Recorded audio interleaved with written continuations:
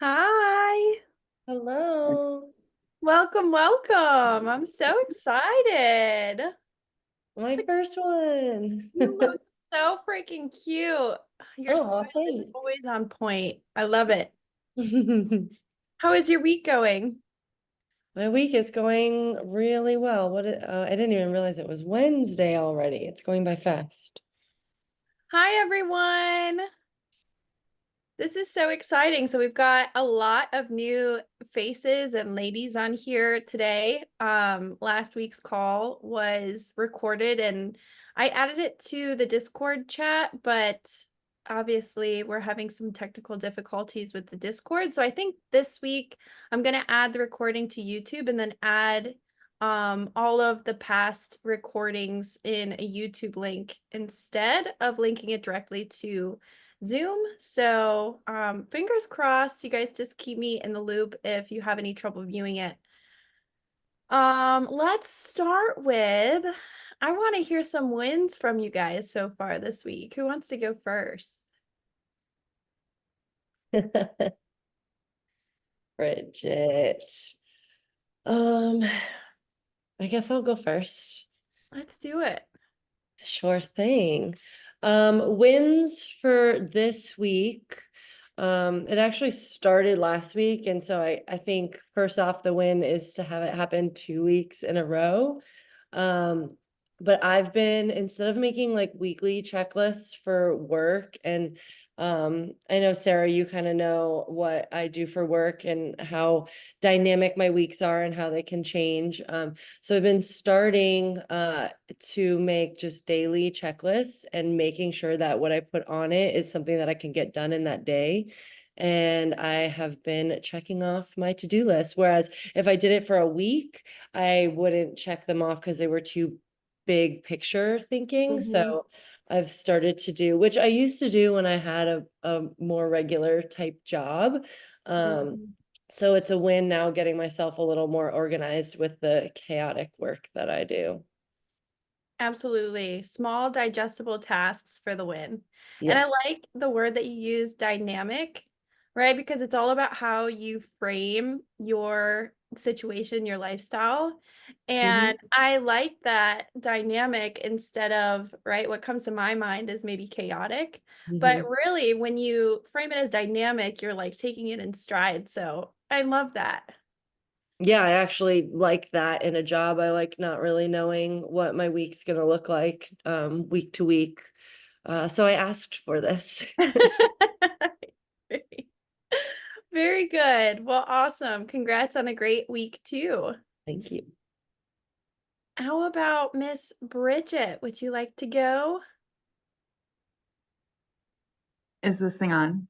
Oh, Is it sure on? is. Okay. I love your Um, puffy little jacket. Always. A win for me this week is probably, I don't know, I really am like loving going to the gym actually, which is big. I think that also like started last week and I was like just totally looking forward to it today, which it's good to actually have that because that just hasn't been there. Sarah, like I was just like dreading starting the whole gym thing. And I like Mhm. it, which I love. And it's Taking cool. it in stride. Yeah, Yeah. no, Yeah. it's awesome. Sometimes just the mental block of trying to figure out what you're going to do is the hardest thing to get past. And once you have a checklist, it's like, oh yeah, all I got to do is show up and get through it. And you always feel better afterwards. It's funny how our brain plays tricks on us and dreads doing something that it actually enjoys. Yeah. And Yeah. Allison, that whole like daily checklist, 10 out of 10, because I have a checklist literally in front of me right now that I just like can't get through because it's for the whole week. It's like all the stuff like I think about I have to do. So I just write it down. But yeah, I Hmm. need to like section it out into today's tasks because being able to finish a whole list is, And oh, I'm not even joking. On my list of things to do today, one of them was to shower. And it felt good to check that off. Mhm. But I do like every single thing I need to do just because it gives you that immediate gratification when you can check it off, even if it's like I broke a nail today and I was like, take off the dip because it was like ruining it. I put that on my to-do list and I got it. I got it off. No more hair snagging in my broken nail. Mhm. It doesn't matter how small. Yeah, we're creatures that like completing tasks and seeing that gratification 1000%. Yeah. How about Miss Chelsea? Are you over there? I'm here. I'm making dinner right now, so that's why I was like, I'll just keep my camera off so I don't distract people. But my best friend is in town visiting, so my win was we had a great day planned today. We were going downtown Nashville to Centennial Park, walking around, bringing my puppy. But today was one of the days I had to work out. And so I made sure right when I woke up, I got my workout done while she got ready. I never work out in the morning. I always save it for the end of the day. I don't know why. But it felt really good. So now I can, we're making dinner. My family's coming over tonight and I just don't have to worry about it. Like it's done. I did what I needed to do. So that was a big win for me. That's awesome. Yeah, to have the foresight to set your day up that way and set yourself up for success is huge.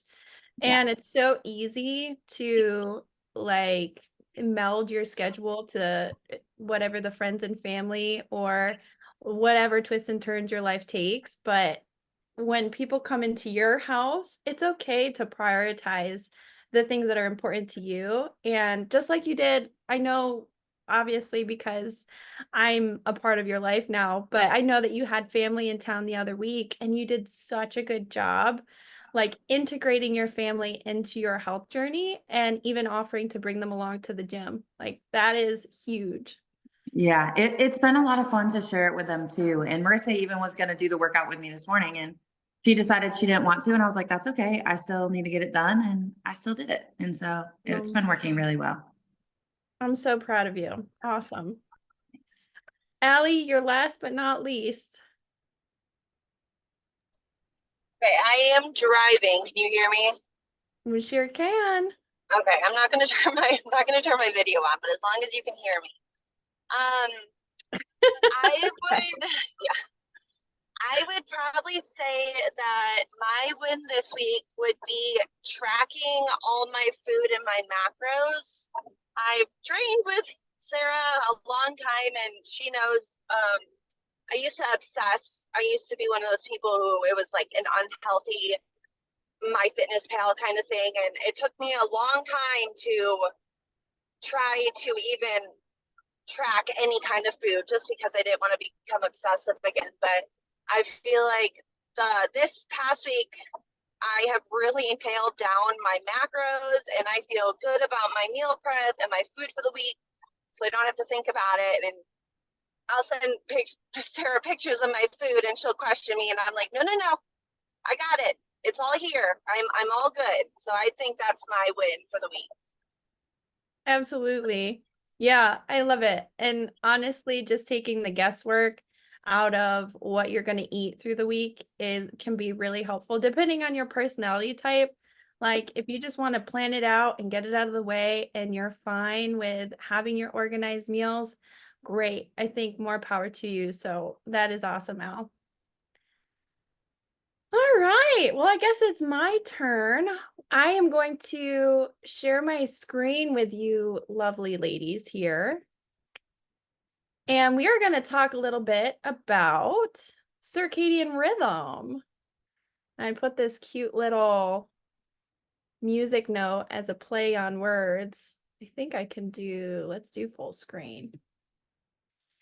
I added a lot more pictures to my last presentation and I did it on this one, so it's not quite as fun, but depending on where your understanding is at in terms of circadian rhythm, right? If this is a new term, then you'll probably learn a lot today. If it isn't new to you, then it might just be a helpful reminder. Honestly, putting this presentation today together today put a little fire under my butt and brought it back to my frontal cortex of my brain and my awareness around my sleep hygiene. So I'm hoping that it will have the same effect on you ladies, because it is so, so direly important that we do pay attention to our sleep cycles and our circadian rhythm. So what does it mean? A circa is quite literally like circa is around, dia is day. So it is our body's 24-hour cycle, and it impacts everything regarded to our health. So it's even as far as linked to metabolic disorders, health diseases, and neurologic disorders. That's a little extreme. I know that just because of our relationship, I know that none of you ladies have drastic jobs that require you to reverse your sleep cycle, like nurses that work overnight or people that are working the graveyard shift. So I don't want to scare you.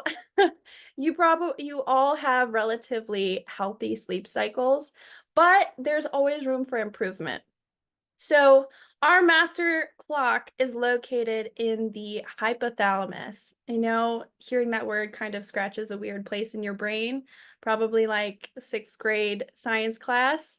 Basically, it's responsible for maintaining homeostasis. Your hypothalamus, it switches all of the levers in your brain, which controls your hormone production.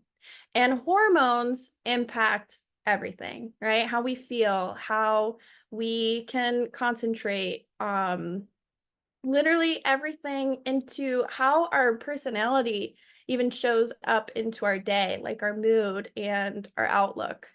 So it also impacts your melatonin production, which is that hormone that makes you sleepy. I'm sure we've all heard of the melatonin gummies and supplements that you can take to help you go to sleep. It signals that natural melatonin inside of your brain to help you go to sleep.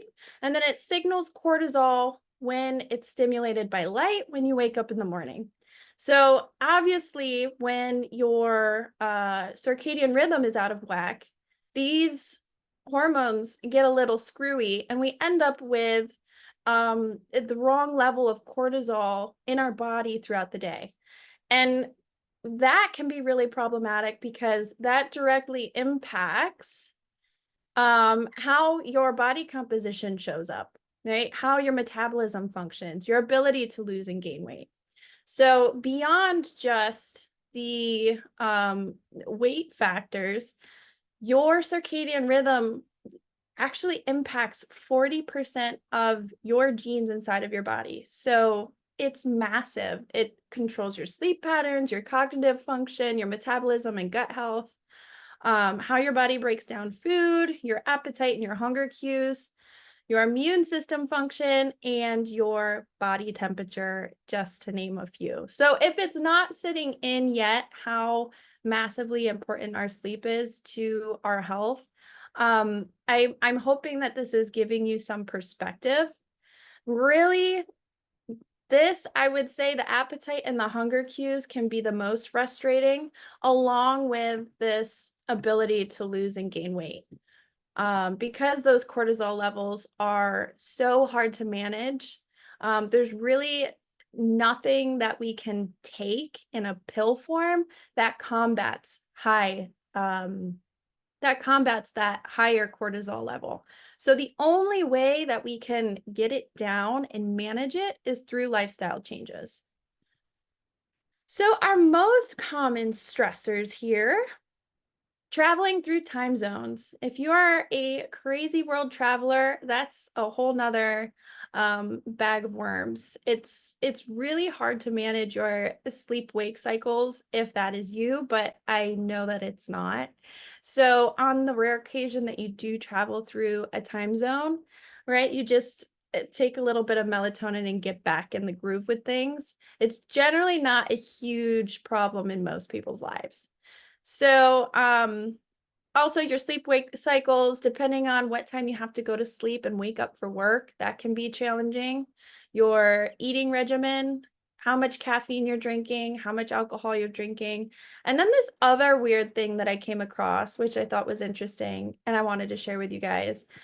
There's actually a term called sleep procrastination that relates to like on the deepest level of your consciousness, you have like an awareness that death is lingering, and it resonates with your fear of wasting the time that you have while you're conscious. So I think in a more general or realistic term, like we've all had that day looming over us. The next day there's something that we don't want to do, or something that we don't want to go to. We almost like try to stay up later to make it seem like the next day is farther away. There's an actual term for this. So I just bring it up because the more we can be aware, or yeah, I guess the more we can be aware about what's happening in our psychology, the more we can be intentional to take action against it, or maybe guide ourselves from those unconscious choices. So yeah, I just thought that was really interesting. So let's run a little diagnostic test real quick. You might have a little bit of a wacky circadian rhythm if you are tired throughout the day, wide awake at night, or have trouble falling asleep at night, sporadic appetite, decreased alertness, brain fog, muscle weakness, and instability. This is kind of a weird one, but I've experienced it myself. Almost like you're going through your normal workouts and you can't understand why your muscles are like trembling.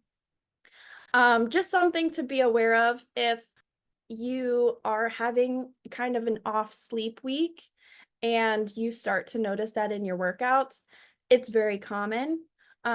Just let that fuel your fire to nail down your sleeping hygiene.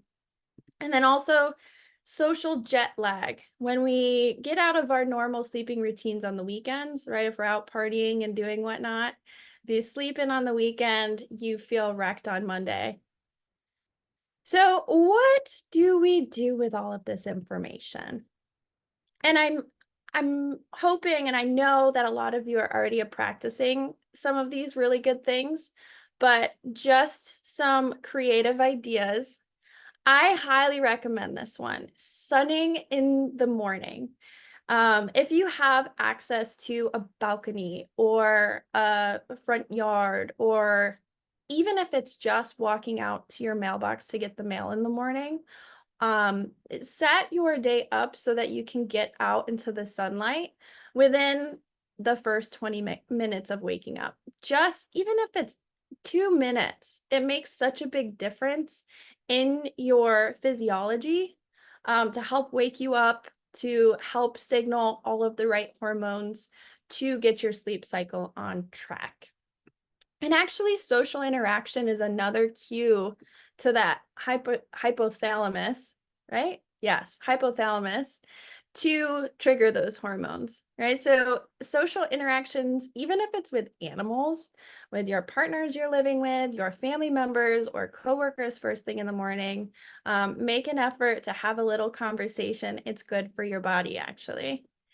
And consistency is key, right? Trying not to deviate too much on the weekends, even if you have a, let's say a later night out, trying to stay within the same, waking up within the same 1 to 2 hours that you typically do during the week. Enforcing meal times. Often we think about like we figure out our meals based on when we wake up, right? If we wake up late, then maybe we don't have breakfast until 11 or 12. If we can think about enforcing our meal times and then using our sleep cycles to follow, then we can actually impact how our sleep cycles line up. So let me explain this a different way. So let's say that one morning you wake up earlier than you normally do, and your normal breakfast time is at, say, 7 o'clock. And for some reason that morning you woke up at 5. The best thing that you can do to try and minimize the havoc that you're wrecking on your sleep cycle is to actually hold off on breakfast until your normal 7 o'clock breakfast time, because that will help you keep everything in alignment. Does that make sense? Big thumbs up? Yeah, okay. I kind of went around the block on that one. And then resisting late night grazing, not for the sake of restricting calories or losing weight, but from the lens of I want better sleep quality. I don't want to be digesting all of my food when I lay down to go to bed, and I want to get into REM sleep. So 2 hours is generally the rule of thumb. We want to avoid carbs and sugar, right? Because those are the macronutrients that are digested the fastest and the most readily available for energy. So when we eat those, we get a little spurt of energy. We don't want that right before we go to bed. And then this one is probably the maybe the hardest for some of us, dropping the energy drinks and coffee. There are a lot of alternatives that you can have instead. I think a lot of the times what we get so addicted to, for lack of a better term, is the sensation that these drinks give us, right? A hot cup of coffee in the morning that gives you that nice, easy, warm entry into the day. I started doing this just, I don't know, a few months ago. Try buying decaf coffee and just see if it gives you the same sensation. Once you get out of the habit of drinking caffeinated beverages, your body will become more and more sensitive to it. And then if you go to try to drink a cup of coffee, you're going to be like jittering. So I would recommend, it depends on who you are. If you need to slowly wean it off, right? Maybe try to just do one caffeinated beverage a day or a few a week. Great. But I think for me, it was best just to switch and go cold turkey. And honestly, my natural energy has been unmatched since I have nixed caffeine out of my day. It's almost like you have to keep that lens of what is the instant gratification versus the long run win. And if you can ward off the instant gratification, I promise you the natural energy that will result from not screwing with your circadian rhythm is much more valuable than the instant gratification of the caffeine. And then sleep hygiene here. You can honestly, I don't do this, but I think it sounds like a good idea, investing in an actual alarm clock and leave the phone outside or across your room. What I do is I use the sleep setting on my iPhone, which automatically calculates a bedtime. And when my phone goes into sleep mode, I don't have any reason to go into my phone unless I think of something that is an emergency thing. Like I'll send a text outbound. But I'm pretty strict, and I would recommend you guys get pretty strict on respecting your sleep mode and set that boundary for yourself so that you don't get stuck getting into your phone and letting it keep you up at night. Right. And that's part of just being your own parent with bedtime, stepping into that, putting on your parent hat, because at the end of the day, there's nobody really to govern us besides ourselves. So it can be helpful to step into that persona and take that lens and treat yourself the same way that you would with, you know, your younger cousin or your future child, showing yourself care and compassion in that kind of way. And then our exercise, it's it can be best in the morning. It depends on your day, how that all falls, and everybody's got to make their routine suited for them. But if you can't not work out in the evening time, at least give yourself 3 hours to decompress after your workout and have enough time to get in some food so that you can end up getting a restful sleep. And I thought this was kind of cool. These are oh, I can't remember the brand. All I looked up was Rising alarm clock, and it turns up the light as you wake up. Hatch, Sarah. What is it? A The hatch? Hatch alarm. Yeah, I was just Yeah, gonna bring that okay. up. I bought one, a cheaper one. Sorry to interrupt. I bought a cheaper one off of Amazon because I have to wake up early, and it has helped me so much because on days off, I don't sleep in, but I wake up with the sun. Mm-hmm. So yeah, those are great. 1000%. Yeah, I think it makes such a big difference if you have to wake up early before the sun. To me, there's nothing more miserable. Like truly, I feel like there should be sun in the sky when I wake up. So this I could see being so helpful when I used to wake up and train people at 5 o'clock in the morning. I wish I had one of these. If that is your work schedule, then I think, like Ali said, it's probably a great option. Otherwise, try sleeping with your curtains drawn. This is a habit that Zach and I have gotten in the habit of doing. Even though there's a little bit of light pollution when we do go to sleep, it doesn't bother me anymore. And the benefit of seeing the sunrise, it makes waking up so much easier. So I would recommend trying that. And then lastly, we can use sleep tools to help improve our sleep hygiene. Showering, bathing at night, calming down, using essential oils. Your smell is your strongest sense. So it makes sense if you can kind of positively reinforce yourself, condition yourself to smell a certain smell, and then signal to your body that it's time to relax and go to sleep. I have an essential oil spray that I love, and I spray throughout the house when it's like 10 p.m. And I swear it has changed a lot for my sleep routine. And then if you're going through maybe like a more stressful time in life, or for some reason your sleep has been uprooted, I would definitely say take some melatonin, right? You don't want to be reliant on any type of supplementation for the long term because you don't want to screw up your own natural melatonin, um, your body's ability to produce its own natural melatonin. But if it's a stressful season in life, I know last year I used melatonin for probably at least 2 or 3 months to try and get myself on a more regulated cycle.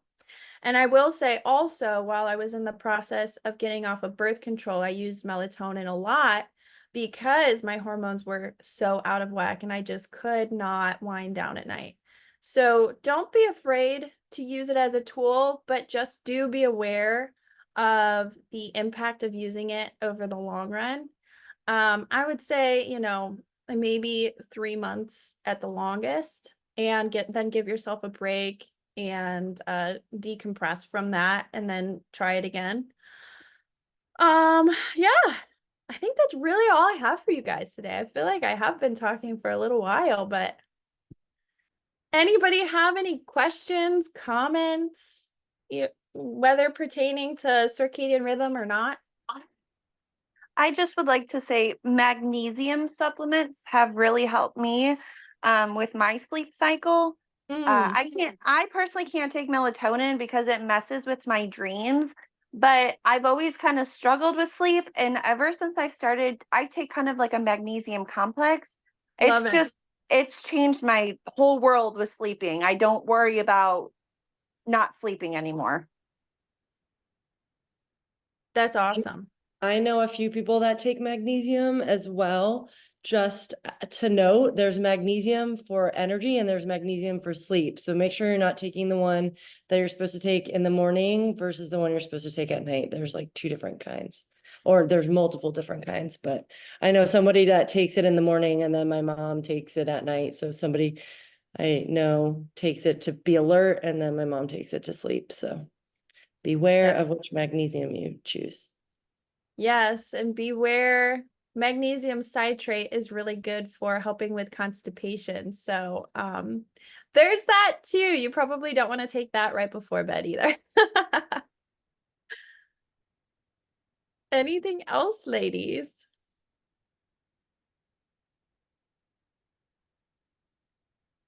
Okay, I guess that's all.